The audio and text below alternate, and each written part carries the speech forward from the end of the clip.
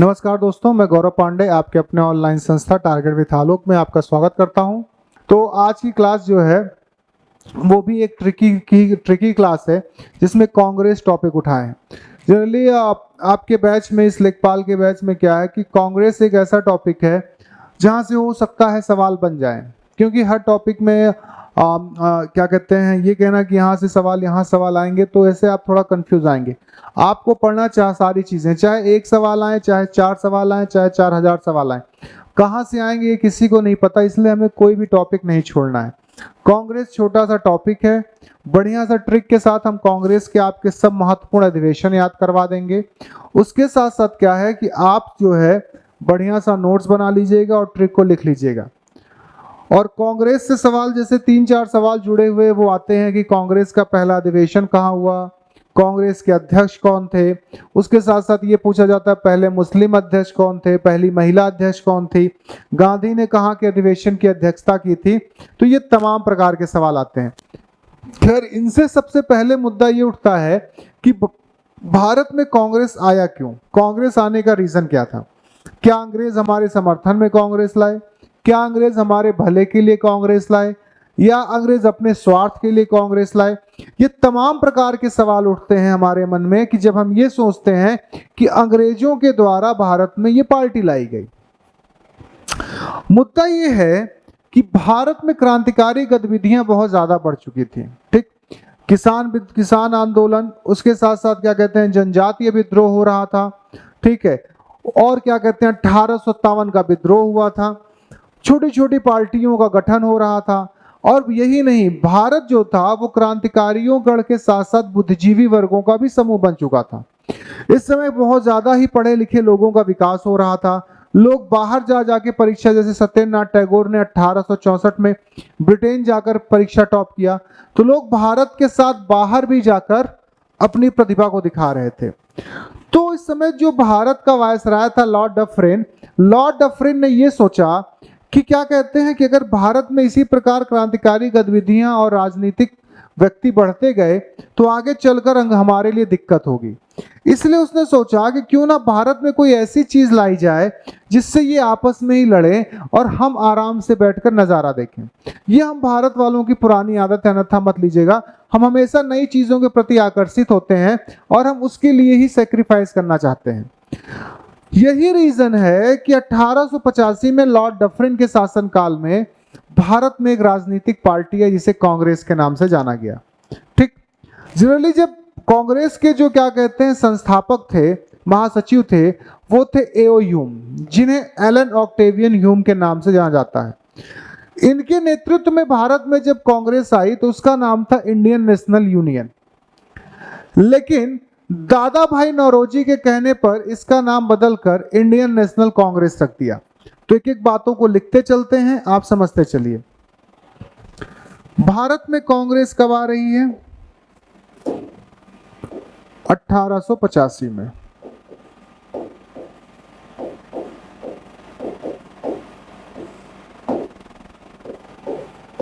इस समय भारत का वायसराय कौन था? लॉर्ड डफरिन था। क्लियर?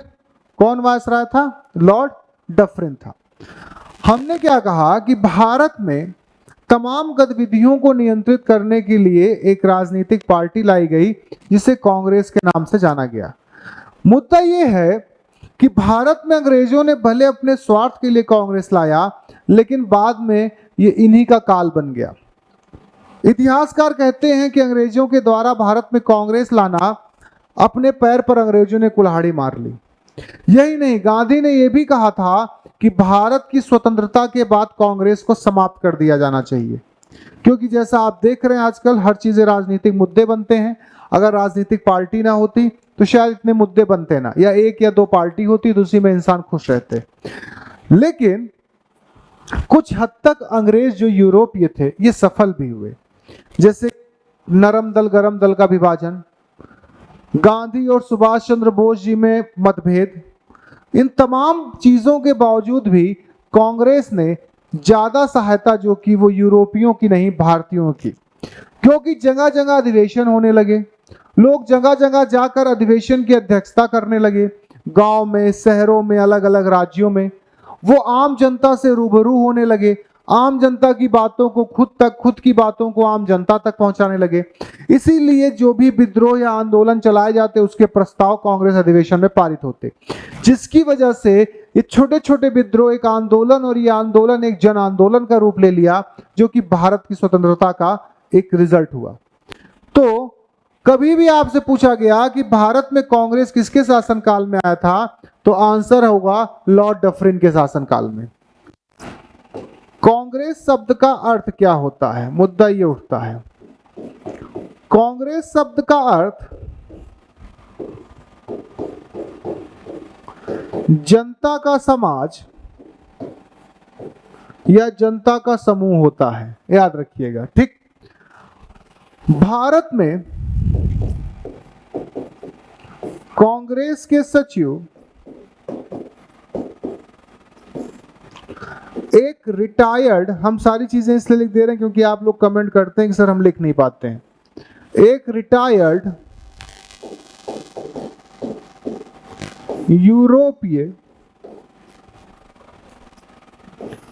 आईसीएस ऑफिसर थे, जो भारत में अभी आईएएस है, पहले इसको आईसीएस के नाम से जाना जाता था, इसकी परीक्षा ब्रिटेन में होती थी। Retired ICS officer Allan Octavian Hume को बनाया गया। किसको बनाया गया? एलन ऑक्टेवियन ह्यूम को, जिनको हम एओ ह्यूम के नाम से भी जानते हैं। लेकिन जब भारत में कांग्रेस आया तो उस समय कांग्रेस का नाम था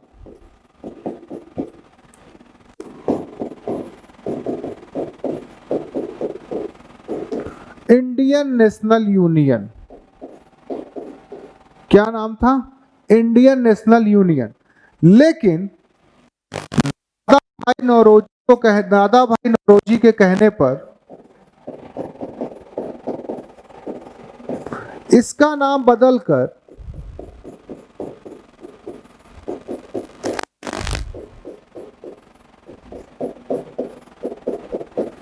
इंडियन नेशनल कांग्रेस रखा गया।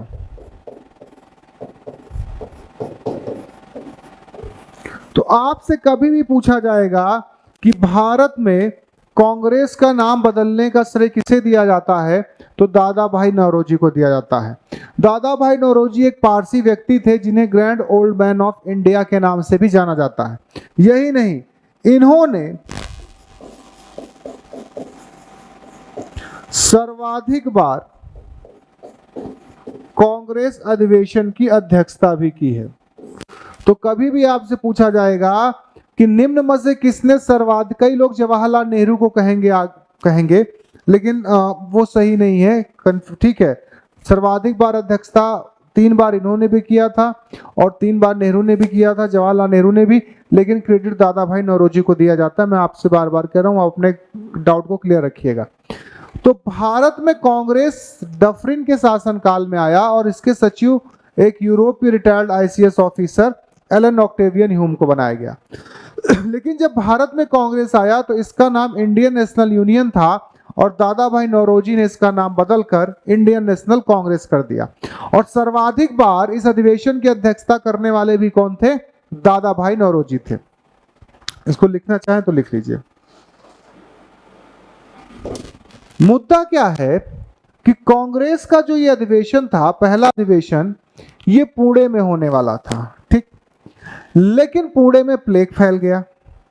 भाई प्लेग फैल गया तो अधिवेशन हो नहीं सकता। जैसे कोरोना एक वैश्विक महामारी है, हर दिन संक्रमितों की संख्या, मरने वालों की संख्या बढ़ती चली जा रही है, उसी प्रकार भारत में प्लेग भी एक बहुत बड़ी महामारी थी।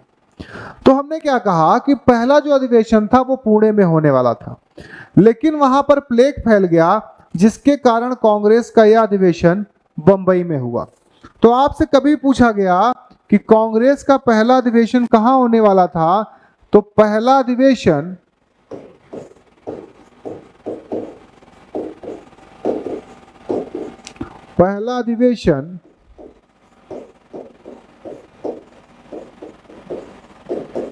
पुणे में होने वाला था।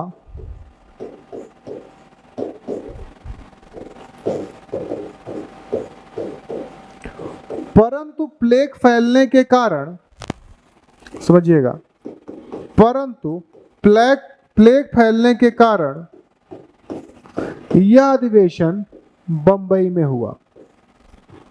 कहाँ हुआ? बंबई में।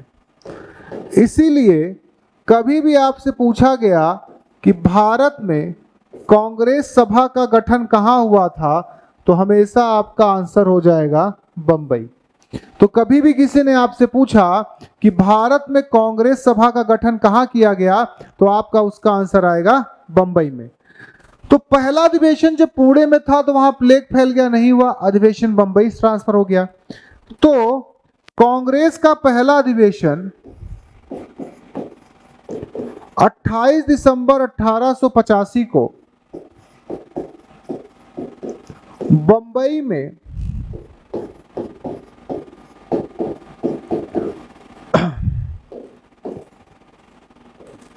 बहत्तर प्रतिनिधियों के साथ, पहले अधिवेशन में केवल 72 मतलब 72 प्रतिनिधियों ने ही हिस्सा लिया था। 72 प्रतिनिधियों के साथ व्योमेश चंद्र बनर्जी की अध्यक्षता में हुआ। ठीक, तो कांग्रेस अधिवेशन के महासचिव हो गए एलन ऑक्टेवियन ह्यू। कांग्रेस के अधिवेशन के पहले अध्यक्ष हो गए व्योमेश चंद्र बनर्जी। पहले अधिवेशन में कितने प्रतिनिधियों ने हिस्सा लिया? 72 प्रतिनिधियों ने। कांग्रेस सभा का गठन कहाँ हुआ? बंबई में हुआ। कांग्रेस का पहला अधिवेशन कब हुआ? 28 दिसंबर 1885 को हुआ। कहाँ हुआ? तो बंबई में हुआ। पहला अधिवेशन हो गया तो इसके बाद जगह जगह कांग्रेस के अधिवेशन होने लगे। उन अधिवेशनों का एक ऐसा सा फ्लो चार्ट बनाए हैं, पहले आपको हर अधिवेशन के बारे में बता देंगे, फिर उसके बाद थोड़ा सा रीजनिंग सॉल्व करके ट्रिक से सारे अधिवेशन आपको याद करा देते हैं। ठीक, देखिए, तो कांग्रेस का पहला अधिवेशन अभी मैंने बताया 1885 बंबई में हुआ है, व्योमेश चंद्र बनर्जी की अध्यक्षता में। इसका महत्व क्या था कि इसी समय आईसीएस की परीक्षा क्या जो भारत में आयोजन की मांग की गई थी, जो मैंने अभी आपको बताया क्या था, आईसीएस, जिसको अभी हम आईएएस के नाम से जानते हैं। महत्व भी जो है, महत्व क्या कहते हैं, आप जब कॉलम बनाइएगा तो ऐसे ही बनाइएगा, सन, स्थान, अध्यक्ष और महत्व, और ऐसे लिखते चलिए। इसलिए हम दूर हट के पढ़ा रहे हैं ताकि आप अपने कॉलम को, अपने नोट्स को कंप्लीट करते रहिए। दूसरा जो देखिए, क्रम जरूरी अधिवेशन लिखा रहे हैं।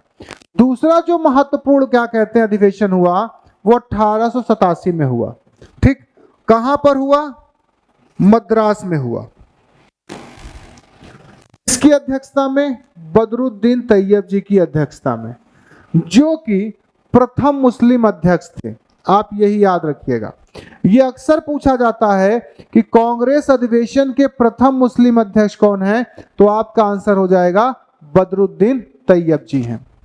ठीक, उम्मीद करता हूं आप लिख लिए होंगे।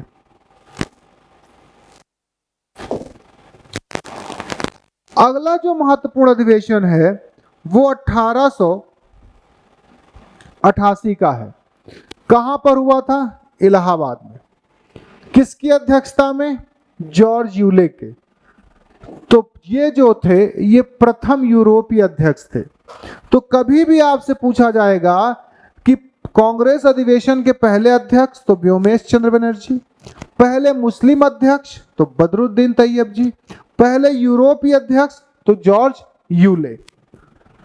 अगला जो था वो 1889 में बंबई में हुआ, विलियम वेडरबर्न की अध्यक्षता में। प्रथम बार महिलाओं ने हिस्सा लिया। ठीक, मतलब इसके पहले जो अधिवेशन हुए थे कांग्रेस के, उसमें कहीं पर भी महिलाओं ने हिस्सा नहीं लिया था। तो आपको पूछा जाएगा कि कांग्रेस के कहां के अधिवेशन में प्रथम बार महिलाओं ने हिस्सा लिया, तो बंबई के अधिवेशन में। यह आपसे पूछा जाएगा कि कांग्रेस के अधिवेशन में जब महिलाओं ने हिस्सा लिया तो उस समय कांग्रेस अधिवेशन की अध्यक्षता किसने की, तो आपका आंसर हो जाएगा विलियम वेडरबर्न ने। अगला जो है वो 1890 कलकत्ता में हुआ था, फिरोज शाह मेहता के नेतृत्व में। इसकी खास बात यह है कि कादम्बरी गांगुली ने संबोधित किया था। मतलब पहली बार कोई कांग्रेस का अधिवेशन था जो किसी महिला के द्वारा संबोधित किया गया। इसके पहले के जितने भी अधिवेशन थे सब में संबोधन पुरुषों के द्वारा किया जाता था, लेकिन 1890 का अधिवेशन पहला अधिवेशन था जिसमें अधिवेशन को संबोधित किसी महिला ने किया था। और सरकारी अधिकारी के भाग लेने पर रोक, जैसे सरकारी नौकरी करने वाले नेता नहीं बन सकते हैं, तो इसकी जो मांग थी, शुरुआत थी, वो 1890 से हो गई थी। उम्मीद करता हूं लिख लिए होंगे। आगे चलते हैं।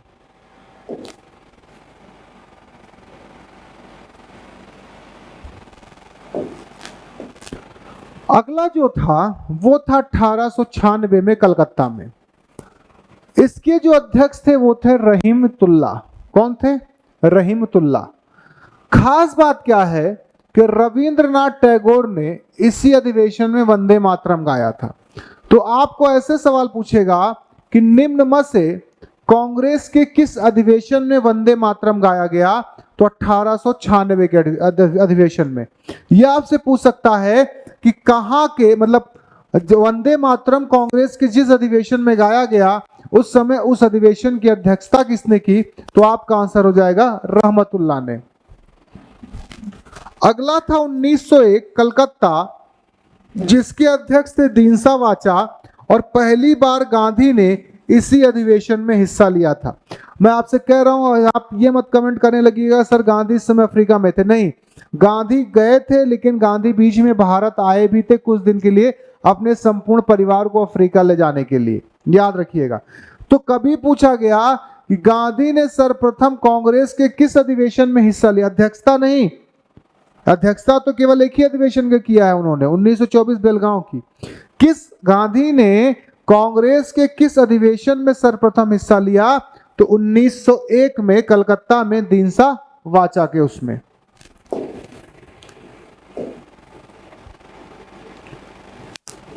अगला जो था महत्वपूर्ण अधिवेशन वो 1905 में बनारस में था, गोपाल कृष्ण गोखले की अध्यक्षता में। 1905 में एक खास बात हुई थी, हमने आपको अपने सेकंड वीडियो में बताया था कि इसी समय बंग भंग आंदोलन चल रहा था, मतलब बंगाल विभाजन।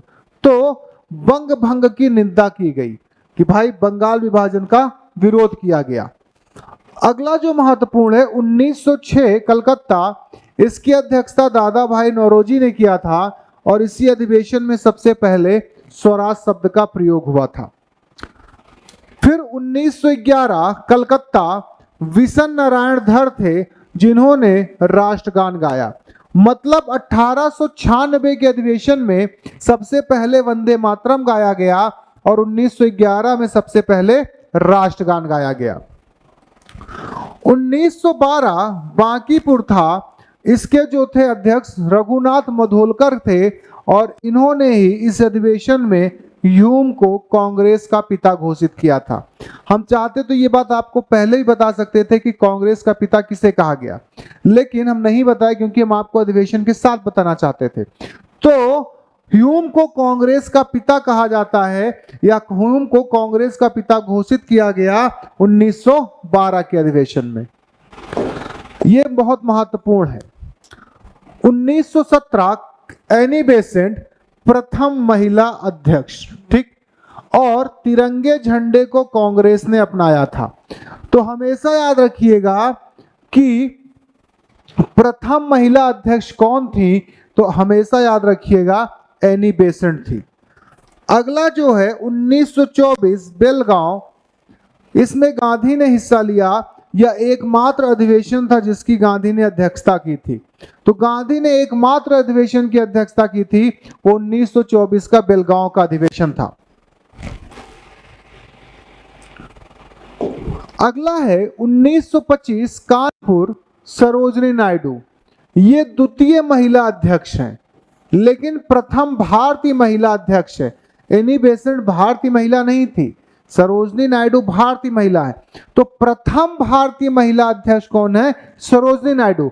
लेकिन प्रथम महिला अध्यक्ष कौन है? Annie Besant. अगला था 1929 लाहौर, जवाहरलाल नेहरू। संपूर्ण स्वराज की मांग की थी।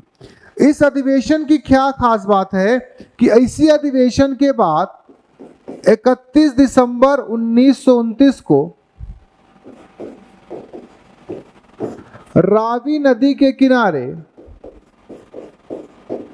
तिरंगा फहराया गया। रावी नदी के किनारे तिरंगा फहराया गया और 26 जनवरी 1930 को पूर्ण स्वाधीनता दिवस के रूप में मनाने का निर्णय लिया गया।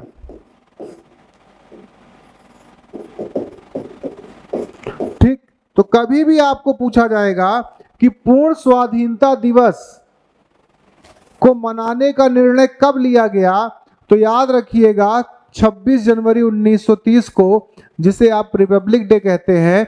और इसी समय लाहौर अधिवेशन के बाद ही जवाहरलाल नेहरू ने 31 दिसंबर 1929 को रावी नदी के किनारे सर्वप्रथम भारतीय तिरंगा फहराया था। इसको लिख लीजिएगा।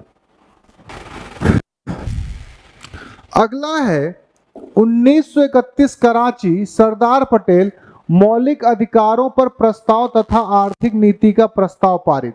जरूरी नहीं आपके लिए, पर ऐसे ही इंपॉर्टेंट अधिवेशन है, आपके लेवल के एग्जाम के लिए महत्वपूर्ण नहीं है। 1934 बंबई, राजेंद्र प्रसाद कांग्रेस समाजवादी दल की स्थापना। ठीक है, आप जैसे एग्जाम में पूछ सकता है कि कांग्रेस समाजवादी दल की स्थापना कब हुई, तो कांग्रेस समाजवादी दल की स्थापना कब हुई थी? 1934 में। इतने इंपॉर्टेंट नहीं, जो इंपॉर्टेंट है आपको हम बताते चल रहे हैं।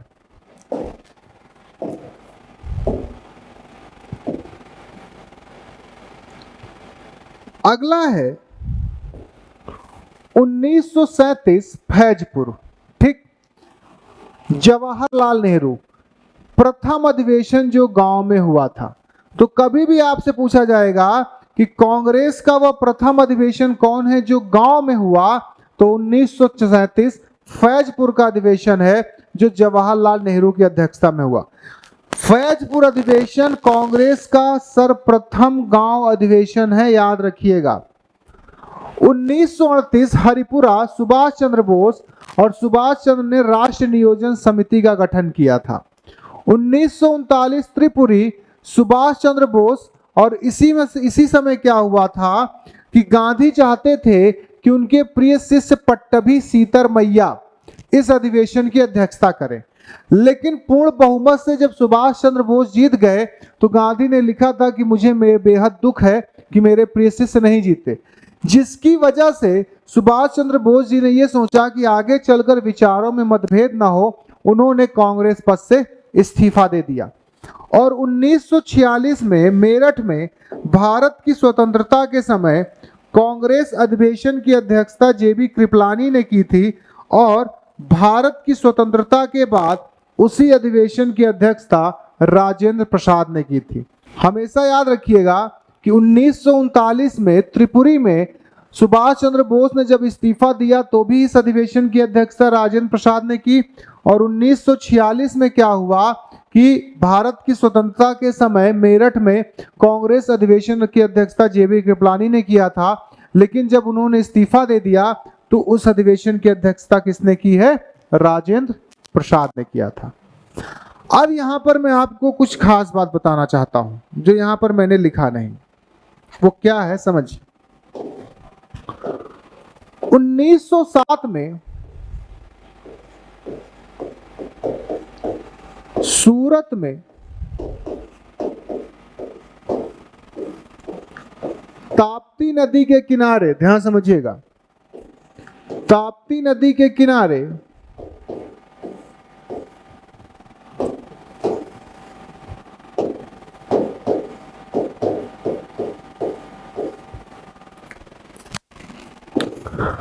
रास बिहारी घोष की अध्यक्षता में, बोस नहीं होंगे, घोष होंगे, रास बिहारी घोष की अध्यक्षता में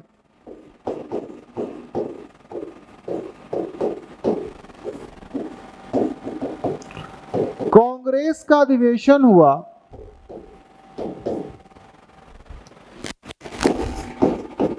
कांग्रेस का अधिवेशन हुआ जिसमें कांग्रेस दो दलों में बंट गया, नरम दल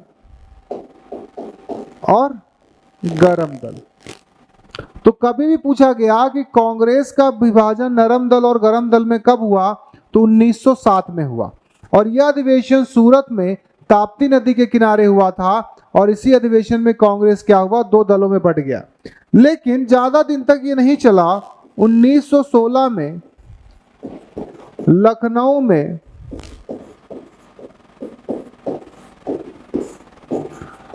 अंबिका चरण मजूमदार की अध्यक्षता में कांग्रेस का अधिवेशन हुआ और जिसमें नरम दल और गरम दल का आपस में विलय हो गया।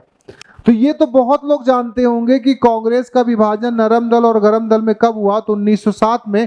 लेकिन कांग्रेस के नरम दल और गरम दल का विलय कब हुआ, तो आप याद रखिएगा 1916 लखनऊ में हुआ था।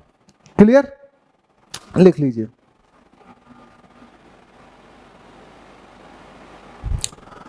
अब हम आपको ट्रिक बताते हैं जिसकी हम बात कर रहे थे। ठीक है, ट्रिक इसलिए बता रहे हैं ताकि आपको याद करना ना पड़े। आपने अपना चार्ट बना लिया होगा, जान रहे हैं, उम्मीद करता हूं।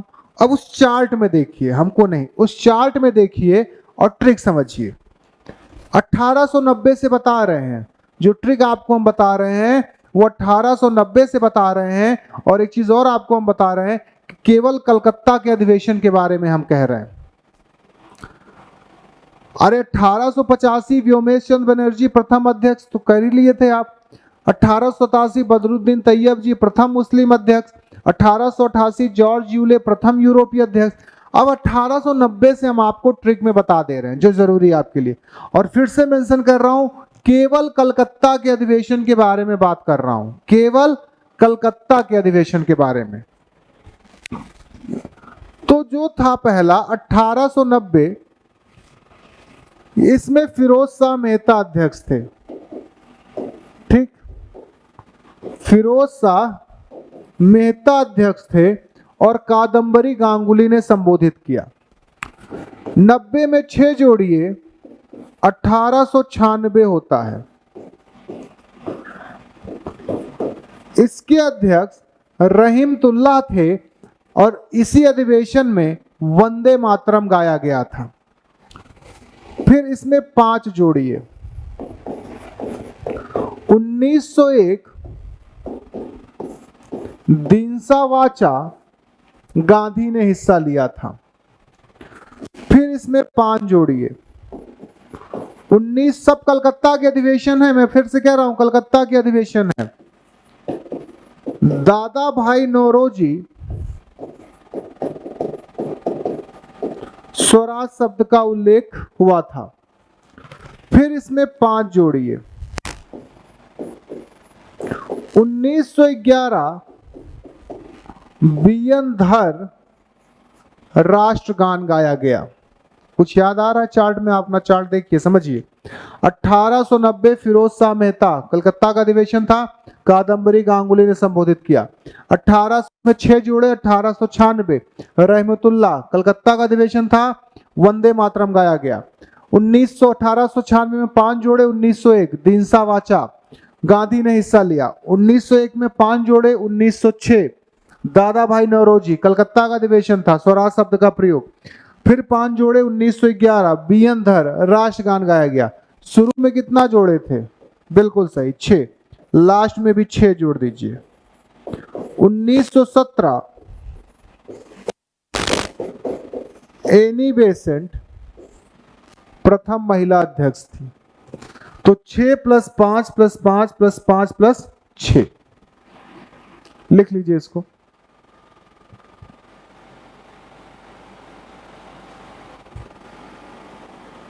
चलिए, अब महिलाओं 1917 तक पहुंच गए हम लोग। 1917 में महिला अध्यक्ष कौन थी? एनी बेसेंट थी। अब यहां महिलाओं को याद करा रहे हैं। 3 महिलाओं जो कांग्रेस अधिवेशन की अध्यक्षता की थी, उनको ट्रिक से याद करा रहे हैं। इसमें आप 8 जोड़ दीजिए। 1925 होगा, कानपुर किसने हिस्सा लिया? सरोजनी नायडू ने। और फिर इसमें 1933, ये चार्ट में नहीं इसलिए यहां बता दे रहे हैं, कलकत्ता नलिनी सेन गुप्ता, जो कि तृतीय महिला अध्यक्ष थी। यही 3 महिलाओं ने अध्यक्षता की थी। 1917 एनी बेसेंट, 8 जोड़ने के बाद 1925 कानपुर सरोजनी नायडू, फिर 8 जोड़ने के बाद 1933 कलकत्ता नलिनी सेन गुप्ता। क्लियर? यही 3 जो थी महिलाएं थी। और उसके पहले कलकत्ता के अधिवेशन थे जिसमें +6 +5 प्लस लास्ट में 6 जुड़वाया था, और इसमें +8 +8 जुड़वाए थे। कुछ और खास बातें आपको बता देते हैं। कई लोग हैं जो इस वीडियो को देखते हैं जो लेखपाल नहीं और भी एग्जाम तैयारी कर रहे होंगे, उसमें यह होगा कि कांग्रेस के बारे में किन किन इतिहासकारों ने क्या क्या कहा है। ठीक, तो उनके मत हैं जो हमने लिखा है, आपको हम बता देते हैं। कांग्रेस के बारे में लोगों के मत, ऐसे ही हेडिंग लगा लीजिएगा। डफरिन ने कहा है यह जनता के उस अल्पसंख्यक वर्ग का प्रतिनिधित्व करता है जिसकी संख्या सूक्ष्म है। देखिए, लेखपाल में हो सकता है कि ये लाइन ना पूछा जाए, मेरी बात समझिएगा, ठीक, हो सकता है, लेकिन पढ़ के रखिए, एग्जाम के लेवल का कोई भरोसा नहीं है वो क्या पूछते। दूसरा है, ठीक, कांग्रेस अपनी मौत की घड़ियां गिन रही है। भारत में रहते हुए मेरी एक सबसे बड़ी इच्छा है कि मैं उसे शांतिपूर्वक मरने में मदद करूं। ठीक, इसको कर्जन ने कहा है। और कर्जन ने ये लाइन के साथ साथ कांग्रेस को गंदी चीज और देशद्रोही संगठन भी कहा है। क्या? कांग्रेस अपनी मौत की घड़ियां गिन रही है, भारत में रहते हुए मेरी एक सबसे बड़ी इच्छा है कि मैं उसे शांतिपूर्वक मरने में मदद करूं। इस लाइन को भी कर्जन ने कहा है, और कर्जन ने कांग्रेस को गंदी चीज और देशद्रोही संगठन भी कहा है। उसके बाद व्योमेश चंद्र बनर्जी ने कांग्रेस को वास्तव में डफरिन की उपज माना है।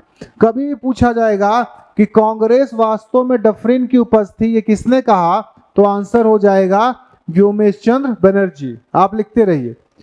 अगला है, कांग्रेस डफरिन के दिमाग की उपज थी। इसके साथ एक और लाइन है, कांग्रेस सम्मेलनों को शिक्षित भारतीयों के राष्ट्र मेले की संज्ञा दी गई। इसको लाला लाजपत राय जी ने कहा है।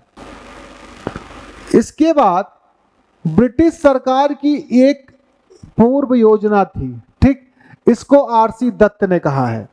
ये वाली लाइन बहुत जरूरी है बाल गंगाधर तिलक जी वाली, कि यदि हम वर्ष में एक बार मेढक की भांति टर्राए तो हमें कुछ नहीं मिलेगा। हम इसलिए बोर्ड से हटे हैं ताकि आप लिख लीजिए, कई लोग लिखने की शिकायत करते हैं। ठीक है, तो यदि हम वर्ष में एक बार मेढक की भांति टर्राए तो हमें कुछ नहीं मिलेगा, इसको बाल गंगाधर तिलक जी ने कहा है। याचना संस्था और भिखमंगी नीति, कांग्रेस को बिपिन चंद्र पाल ने कहा है, और अश्विनी कुमार दत्त ने इसे 3 दिनों का तमाशा कहा है। तो ये प्रमुख इतिहासकारों के मत हैं जो उन्होंने कांग्रेस के बारे में कहा।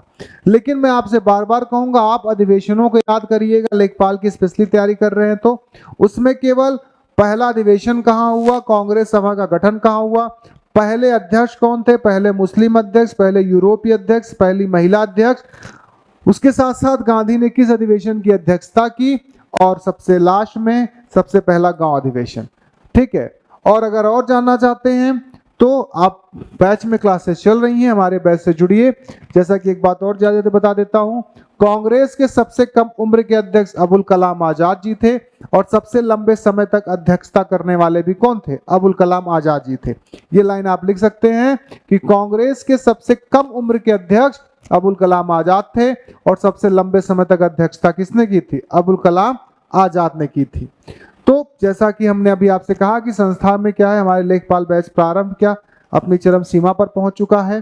ठीक है, कई लोग हमारे साथ जुड़ चुके हैं हजारों की संख्या में, सब बैच में पढ़ाई भी कर रहे हैं। तो आप भी हमारे बैच का हिस्सा बनना चाहते हैं, हमारी संस्था के मेंबर बनना चाहते हैं, तो नीचे स्क्रॉलिंग में नंबर दिया हुआ है, आप इस पर कांटेक्ट करिए, आपको जल्द से जल्द सूचित किया जाएगा और संस्था से जोड़ दिया जाएगा।